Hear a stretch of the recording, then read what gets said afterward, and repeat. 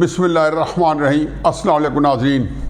मानने में क्या हर्ज है और मेरे मानने या ना मानने से हक़ाइक़ हकीकत कैसे तब्दील होगी और क्यों तब्दील होगी और क्यों होनी चाहिए। हकीकत ये है, सच ये है कि तहरीक इंसाफ जो है इस इलेक्शन में इंतहाई नामसाइद हालात के बावजूद कामयाब हो गई है और मुल्क की सबसे बड़ी पार्टी बनकर सामने आई है। आप उनको आज़ाद कहें, आप उनको तोड़ लें, आप उनकी सारी पार्टी तदबितर कर लें, जिसका पहले से अंदाज़ा था। जिस तरह हम अपने कॉलम में लिख रहे थे कि ये 60-70 सीट्स जीत जाएगी तहरीक इंसाफ, लेकिन तितर-बितर हो जाएगी, कोई हर्ज नहीं। लेकिन ये हकीकत अपनी जगह मौजूद है कि इस वक्त 91 या 92 सीट्स तहरीक इंसाफ की हैं, जिनमें से एक जो है डिफेक्ट करके मुस्लिम नून में जा चुका है। कोई अच्छी जो है तासुर नहीं छोड़ के गया।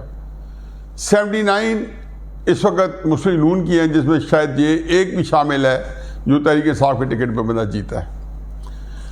पीपल्स पार्टी 54 है और MKM 17 है। इस गिनती में मेजॉरिटी पार्टी इमरान खान है। क्या ही अच्छा होता कि नवाज शरीफ साहब के मुंह से ये बात निकलती। ये हकीकत है कि जैसे नवाज शरीफ साहब तकरीर फरमाने के लिए आ रहे थे तो मैं दुनिया न्यूज़ पे इलेक्शन ट्रांसमिशन बैठा था, तो और जब पता चला कि जी नवाज शरीफ साहब 5 बजे खिताब फरमाएंगे, जो कोई 6 बजे खिताब फरमाया, तो मेरा अंदाज़ा यही था और जो कुछ मेरे जहन में था और मैंने बताया भी है कि नवाज शरीफ साहब आके अपनी शिकस्त को तस्लीम करेंगे और तहरीक इंसाफ को हुकूमत बनाने की दावत भी देंगे और कहेंगे कि उनको हुकूमत बनाने का हक़ तहरीक इंसाफ के पास है। मुझे अफसोस है कि नवाज शरीफ साहब की तकरीर बहुत अच्छी थी। उन्होंने कोई विक्ट्री का ऐलान नहीं किया जो हमारे लोग कह रहे हैं। उन्हें इनफैक्ट जो लोग आज़ाद जीते हैं उनको अप्रिशिएट भी किया है। सिर्फ तहरीक इंसाफ का नाम नहीं लिया, चलो वो भी ठीक है, लेकिन वो उससे थोड़ा सा शॉर्ट रहे, थोड़ा सा पीछे रहे, जिसमें उनको ये कहना चाहिए था कि मैं हुकूमत में नहीं होऊंगा। बल्कि मुझे ये तासुर ये मिला कि शहबाज शरीफ साहब से वो जब वो कह रहे हैं कि सबसे मिलेंगे, तो एक जनरलाइज बात है, हुकूमत के लिए वो संजीदा एफर्ट नहीं करेंगे। अब सूरत हाल ये है कि नवाज शरीफ साहब जो हैं उसके कैंप में जो हरकत और सकनात है उसमें वो संजीदा कोशिश कर रहे हैं हुकूमत बनाने की। ये जो इमरान खान साहब की कामयाबी का सेहरा है या इसका जो राज है, ये कोई ऐसा तयन करना जिसका जो मुश्किल हो। ये पाकिस्तान में सादा सा फार्मूला है, सिर्फ हम उससे मानने से कासिर हैं। पहली बात तो यह है कि इस मुल्क के अंदर जिस किसी ने एस्टेब्लिशमेंट के साथ रौ रस्म बढ़ाई, जिस किसी ने एस्टेब्लिशमेंट की ताकत से इस्तेमाल करके इक़्तिदार में आने की कोशिश की, उसका अंजाम हमेशा भयानक हुआ है। और जिस किसी ने एस्टेब्लिशमेंट के आंखों में आंखें डाल के बात की या मुखालफत की या अपोजिशन की, उसको 7वें आसमान तक की बुलंदियाँ पाई, रिफ़तें मिली। चलो दूर क्यों जाते हैं, छोड़ दे बाकी जो कुछ होता रहा। 50s में क्या हुआ, 60s में क्या हुआ, 70s में क्या हुआ। ये 2002 के अंदर काफ लीग जो थी, मेरा ख्याल है कि इतनी जो मुवाफिक हालात किसी पार्टी को नहीं मिले कि जो जनरल मुशर्रफ ने काफ लीग को फराम किए थे। बेनज़ीर और नवाज शरीफ 2 बड़ी पार्टियां थी और दोनों ही बाद में भी आके हुकूमत करती रही, और उससे पहले भी यही 2 पार्टी हुकूमत करती रही थी। ये दोनों के लीडर पाकिस्तान से बाहर, इनका नामो निशान तकरीबन मिटने के करीब था। काफ लीग को 134 सीट्स चाहिए थी, कितनी मिली? 105। मेरा इस वक्त मौजूद थोड़ा से और आगे है। 2008 में वही काफ लीग जो है जब दोबारा इलेक्शन में, तो उससे ज़्यादा भरपूर वसाइल से ज़्यादा लोग उसमें शामिल हो चुके थे, ज़्यादा बड़ी तकड़ी पार्टी थी, क्योंकि बिल्कुल एन इलेक्शन के ऊपर, जैसे नवाज शरीफ साहब अभी आए हैं, बिल्कुल इलेक्शन से चंद महीने पहले 2007 अक्टूबर-नवंबर में बेनज़ीर साहब और नवाज शरीफ साहब तशरीफ़ लेके आए 7-7, 8-8 साल की जलावतनी के बाद। काफ लीग को कितनी सीट मिली? 54। और इन 54 सीट के बाद उन्होंने जरदारी साहब के साथ कोलिशन में चले गए और हुकूमत संभाली। परवेज इलाही साहब डिप्टी प्राइम मिनिस्टर का ओहदा पाया, बहुत बड़ा ओहदा है जनाब, वजीर आजम और फिर डिप्टी वजीर आजम। 2013 में काफली का क्या बना, 2 नशिस्तें मिली। इन सारी चीज़ों में एक सबक है। इमरान खान साहब कुछ भी था, मैं अभी उस पर एक बात 2 से राय दूंगा कि इमरान खान साहब की मकबूलियत का असल कहाँ से शुरू हुई और फिर ये कैसे जो है इसको 4 चांद लग गया 2022 में। मैं सिर्फ इतना बता दूं कि 2018 में जब इमरान खान साहब को बिठाया गया इक़्तिदार में, तो बैन ही ये इलेक्शन जो 2024 में, इससे बदतर इलेक्शन हुआ, इससे बदतर इलेक्शन हुआ। मैं उसका एनी शायद हूँ, मैं कवरेज दे रहा था, कितनी दफ़ा बता चुका हूँ कि 8 बजे जियो टीवी पे हम ऑफ एयर हो गए और कहा कि इमरान खान साहब की जीत डिक्लेयर करें, जिनमें से बहुत सारे लोग, तलत हुसैन, सलीम साफ़ी, मेरा ख्याल में शायद हामिद मीर साहब भी थे, जिन्होंने उससे इनकार कर दिया कि ये नहीं कि कोई उसमें गौरज था, भाई अभी तो रिजल्ट आए नहीं है तो कैसे डिक्लेयर करें, रिजल्ट आ जाएंगे तो जो रिजल्ट आप लोग देंगे वो डिक्लेयर भी हो जाएगी। और उसके बाद इवन मरियम औरंगजेब ने 11 बजे 11:30 बजे प्रेस कॉन्फ्रेंस की और कहा जी कि अभी ये काउंटिंग शुरू नहीं हुई, आरटीएस बैठ गया और आरटीएस के रिजल्ट ख़त्म हो गया, हमें कोई रिजल्ट नहीं मिल रहा है। उनकी प्रेस कॉन्फ्रेंस टीवी पे नशर नहीं हो सकी थी। जो सहूलतें तहरीक इंसाफ को अवेलेबल है, जो इमरान खान साहब के एस्टेब्लिशमेंट को गाली देने की और बुरा भला कहने की सहूलत मीडिया पे अवेलेबल थी, मेन स्ट्रीम पे भी और सोशल मीडिया पे भी, ये नवाज शरीफ साहब को 2018 में 2017 में कहीं अवेलेबल नहीं थी। साइकिल एक ही था कि वो भी उसी साइकिल से गुजरे, नाअहल भी और सारा कुछ, लेकिन सिर्फ एस्टेब्लिशमेंट को ललकारने की वजह से नवाज शरीफ साहब की जो मकबूलियत थी, जो पब्लिक के अंदर जो थी, इसी तरीके से नवाज शरीफ साहब के साथ थी जिस तरीके से आज इमरान खान साहब के साथ है। मैं इसमें बहस में नहीं पढ़ना चाहता हूँ कि इमरान खान साहब की जो पॉपुलैरिटी है वो 2.5 शेर ज़्यादा है नवाज शरीफ साहब से, नवाज शरीफ साहब की चंद किलो पॉपुलैरिटी कम थी। इनमें बहस में पड़े बगैर यही पॉपुलैरिटी थी। 1 सीट इमरान खान जीत के दिखा देता 2018 से लेके 2021 तक। बल्कि मैं हमेशा कहता हूँ कि नवंबर 2007 से लेके जब से पाकिस्तान वापस आया 2021 तक बेताज बादशाही की। अब नवाज शरीफ साहब कहाँ खड़े हैं, कैसे पहुँचे हैं और क्यों पहुँचे हैं, इसके लिए कोई रॉकेट साइंस नहीं चाहिए। पहली बात तो यह है कि इमरान खान साहब की सियासत बिल्कुल ज़मीन बोस हो चुकी थी, सफेदी से मिट चुकी थी कि 2008 के अंदर फैसला हुआ पीएस पार्टी और मुस्लिम लीग के दरमियान में कि वो हुकूमत जो है वो रल मिल के चलाएंगे। यानी कि अब अपोजिशन की स्पेस उनका ख्याल था कि अब ज़रूरत ही नहीं रही, कोई पार्टी नहीं थी। इमरान खान साहब ने 2008 के इलेक्शन में बायकॉट किया था, जितने वोट थे वो 2 पार्टी के पास थे। यानी कि फर्ज किया कि अगर 100 वोट टोटल पड़ा था 2008 के इलेक्शन में, तो उनमें से 95 जो था ये पीएस पार्टी और मुस्लिम लीग के दरमियान था। पीएस पार्टी की अगरचे हुकूमत बन गई, लेकिन इन दोनों पार्टी ने मिलकर हुकूमत करने की ठानी। इमरान खान साहब के साथ मैं जुड़ा हुआ था। इमरान खान साहब रात को खबरों का रिपीट आ रहा था। परवेज मुशर्रफ से निसार अली खान साहब, इसहाक डार साहब, ख्वाजा साद रफीक साहब, ख्वाजा आसिफ साहब, ये सारे लोग हल्फ ले रहे थे।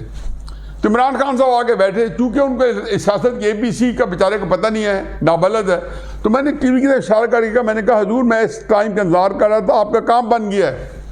इमरान खान साहब पूछते हैं वो कैसे? अब 2008 की ये मार्च अप्रैल होगी, यूसुफ गिलानी साहब पहले से वज़ीर-ए-आज़म बन चुके हैं। मैंने कहा ये दोनों पार्टियां मिल गई हैं, अपोजिशन की स्पेस खाली हो गई है, जनाब को मिल गई है। उस अपोजिशन में होंगे छोटी बड़ी पार्टियाँ, कोई इलाकाई पार्टियाँ, कोई कहीं ऊपर तो ना चल पाई, बावजूद इनको अकल आ गई, जल्दी से वो अलहदा हो गए। चौधरी इफ्तिखार जो हमारे चीफ जस्टिस थे, उनके ऊपर थोड़ा सा झगड़ा हो गया। लेकिन पंजाब के अंदर पीपल्स पार्टी और मुस्लिम लीग की हुकूमत तकरीबन 3.5 साल चली। अप्रैल 2011 में आके अलहदा हुए। तब तक अपोजिशन की जो स्पेस थी पंजाब में वो मुंतकिल हो चुकी थी अल्लाह ताला के फजल करम से PTI को। इमरान खान साहब के अलावा कुछ चॉइस ही नहीं थी, जान पहचान उनकी मौजूद थी। एस्टेब्लिशमेंट ने देखा कि ये पार्टी मिल गई हैं।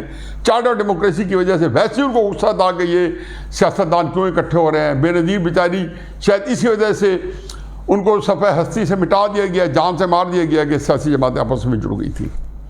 अब आके इमरान खान साहब को ये स्पेस मिली थी और 2011 में इमरान खान साहब का ज़हूर हुआ था तो कोई वर्ल्ड कप सियासत का नहीं जीता था, ना मरीख के ऊपर उन्होंने पहला कदम पाकिस्तान की तरफ से रखा था, ना कोई उन्होंने कोई ऐसा उसके बाद बड़ा कारनामा अंजाम दिया था। शौक खाना 94 में मुकम्मल हो चुकी थी, क्रिकेट वर्ल्ड कप 92 में मुकम्मल हो चुके थे और उसके बावजूद 97 का इलेक्शन हो या 2002 का इलेक्शन हो, 2 इलेक्शन जो लड़े थे उनमें से पेशतर जगहों पे इनकी अपने बक्से में से 1000, 2000, 3000 वोट्स निकलते थे और इनकी अपनी जमानतें जब्त हुई थी।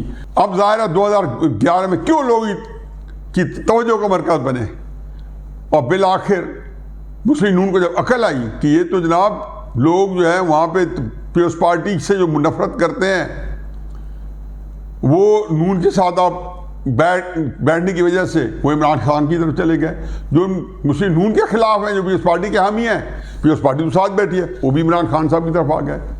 और कुछ उस वक्त इस्टेब्लिशमेंट ने तीसरी फोर्स की स्पेस देखी और इमरान खान साहब को वहाँ से उठाया। बहरहाल तजर्बा नाकाम नहीं हुआ। पहली दफ़ा इमरान खान साहब धड़ल्ले से आए और 35 सीट्स जो है नेशनल असेंबली के अंदर भी पाई। अब उसके बाद यही चीज़ दोहराई 2022 के अंदर। मैंने इनको कहा कि खुदा के वास्ते उसे सबक सीखो 2008 से 2011 की कोलिशन से। इससे सर्फ नज़र करते हुए कि मैंने कितनी आह बेका की कि आप इमरान खान साहब के खिलाफ 2022 में तहरीक अदम एतमाद ना लाएं। जब ये तहरीक अदम एतमाद लाए तो मेरा इनसे एक ही सवाल था कि आप जब इमरान खान साहब को हटाएंगे तो PDM और पीपल्स पार्टी और ANP जो उसमें बैठ थे सारे मिलके मोहसन दावड़, अख्तर मैंगल और जितनी पार्टी असेंबली के अंदर है इमरान खान साहब के साथ इत्तेहादी हैं, सबको मिला के 18-19 पार्टी मिला के जब हुकूमत बनाएंगे तो कोई हर्ज नहीं बनती हैं।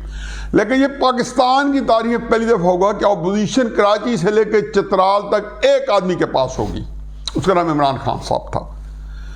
और आप अंदाज देखेंगे हर चीज़ उनकी फेवर में जाएगी क्योंकि अपोजिशन में होने की वजह से उनको बेशुमार अलाउंसेस मिलने हैं, उनके कई कत्ल माफ़ होंगे, कई उनके जराइम माफ़ होंगे, कई हर चीज़ें सिर्फ नज़र किया जाएगा क्योंकि अपोजिशन की जो स्पेस थी एक अकेले आदमी के पास, मैं सोच के कांप जाता था। और ये बातें मैं अपने वीलॉग में कह के मैं जिस दिन हल्फ उठाया शहबाज शरीफ साहब ने, मैंने कहा कि इनकी सियासत अब दिन नींद सो गई। अभी टाइटल आप देख लेंगे उसका 13 अप्रैल 2022 के वीलॉग का कि इमरान खान साहब को मारो या जिंदा रखो, वो हमेशा हमेशा के लिए सियासत जिंदा जावेद हो गई है। ये टाइटल देख लें।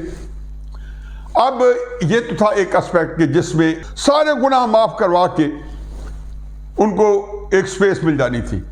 अब दूसरी थी से एस्टेब्लिशमेंट की मुखालफत। इमरान खान साहब बेचारा रुल गया था कि बाजवा का मोरा है, उसका वो डैडी है, वो बाप है, ये बेटा है, ये उसके बूटों पे बिठाते थे इमरान खान साहब जन बाजवा के एस्टेब्लिशमेंट के। यही बात नवाज शरीफ साहब को मार्च 2019 में कोट लखपत जेल में गई थी कि मियाँ साहब 2 साल बाद जब इमरान खान साहब इसी जगह पे आए, इसी जेल में आए, तो आपने बाजवा साहब के को ये सहूलत नहीं देनी इमरान खान साहब के खिलाफ। इमरान खान साहब ने उनको दी हुई है आपके खिलाफ उनका मोहरा बन के, लेकिन बहरहाल दिया। अब कहते हैं महंगाई, भाई महंगाई तो इमरान खान साहब को क्यों नहीं उसने काटा इस महंगाई ने, और उस बर्बादी ने जो पाकिस्तान को बर्बाद करके गया, करप्शन का रिकॉर्ड कैम करके गया, उसने उसको क्यों नहीं हिलाया। गलत तौजीहात, क्योंकि खुद एहतसाबी नहीं करनी ही नहीं है, सारे जानते हैं। अब फिर हुकूमत के शौक में फिर क्या करेंगे। अब इमरान खान साहब पूरी राय आमा को एस्टेब्लिशमेंट के खिलाफ उकसा चुके हैं। कह चुका हूँ कि एक्टिव राय आमा उनके खिलाफ जो है उकसा चुके हैं। अब इन हालात में जबकि इमरान खान साहब जो हैं उन हर चीज़ उनके फेवर में गई है। सजाएं दिलाई आपने 10 साल 14 साल उनकी फेवर में गई, उनको नाहल के उनकी फेवर में गई। नवाज शरीफ साहब के खिलाफ जो कर चुके थे क्या फ़ायदा हुआ, कोई फ़ायदा हुआ था। नवाज शरीफ साहब को उतनी ही रिफतें मिलती गई, उतनी ही उनकी मकबूलियत में इजाफा होता गया। तो वो जो अपोजिशन और वो भी एस्टेब्लिशमेंट के खिलाफ, और फिर इमरान खान साहब के पास कम्युनिकेशन की जो स्किल थी और ये जो झूठ का पंदा जो ये सोशल मीडिया था, 90% झूठ बोल के उन्होंने उनकी दाल दलिया चल पड़ा। वो इस वक्त पैगंबर से थोड़ा नीचे दर्जा इख्तियार करके बैठे हैं अपने मानने चाहने वालों के आगे। ये हुकूमत बना रहे हैं। तारीख का सबक ये है कि सारी एस्टेब्लिशमेंट के जोर के बावजूद बेनज़ीर को 1988 में नहीं रोक सके थे। 1970 के इलेक्शन में शेख मुजीबुर रहमान को नहीं रोक सके थे। पूरी कुव्वत के बावजूद काफ लीग को सिंपल मेजॉरिटी नहीं दिला सके थे।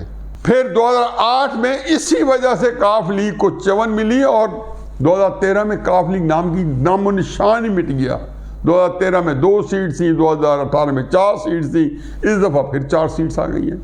मेरे लिए ये लम्हा फिक्री है कि 2029 का इलेक्शन अगर उससे पहले कोई ज़्यादा बहुत बड़ा कोई धमाका ना हो गया तो मुस्लिम लीग नून अपनी सियासत के बारे में ये फैसला जो है वो दीवार पे लिखा हुआ है कि इस दफ़ा आपने जो भी 80 के करीब सीट्स ले ली हैं, उस इलेक्शन में देखें कि आपकी सीट 80 के बाद कहाँ आती हैं। और ये लाहौर के अंदर सीट्स आपसे कहाँ से आपको मिलेगी। आया सैफुल मलूक खोखर पे की सीट्स पे लड़ेंगे या किसी और सीट से लड़ेंगे, ये तारीख फैसला करें। क्योंकि बहुत सारे हमारे लीडरों का मसला ये है कि वो अकले कुल हैं और हम लोग फारिग हैं। जो मशवरा मर्जी दे दें, कुछ दे दें, उनके मशवरे मेरा ख्याल है मुफादात के ताबे होते हैं। मुझे नहीं समझ आती कि इस वक्त हुकूमत लेने के लिए इनके पास कौन सा अखलाकी जवाब है या कौन सा उसूली जवाब है। बाकी इमरान खान साहब की कामयाबी के रास्ते में एक ही चीज़ हायल हो सकती है कि उनको हुकूमत मिल जाए और वो अब पाकिस्तान के लोगों को एक बार फिर मायूस करें, वगरना जब तक पाकिस्तान के आम आदमी राय आमा उसके साथ खड़ी है, आप उसको बाल नहीं बेकार कर सकते। जो बंदा मर्जा खलायक होता है उसको ख़जाने की कुंजी नहीं चाहिए होती। ये वाक़या मैं आपको फिर कभी सुनाऊंगा, शाह ख्वाज़म का और मौलाना रूमी के वालिद बहाउद्दीन साहब का। ख़जाने की कुंजियाँ बेशक इस्लामाबाद में पड़ी होंगी या स्टेट बैंक में पड़ी होंगी, जो खलकत है पाकिस्तान की वो कहीं और खड़ी होगी। वो मालैन एलर ब्लॉक।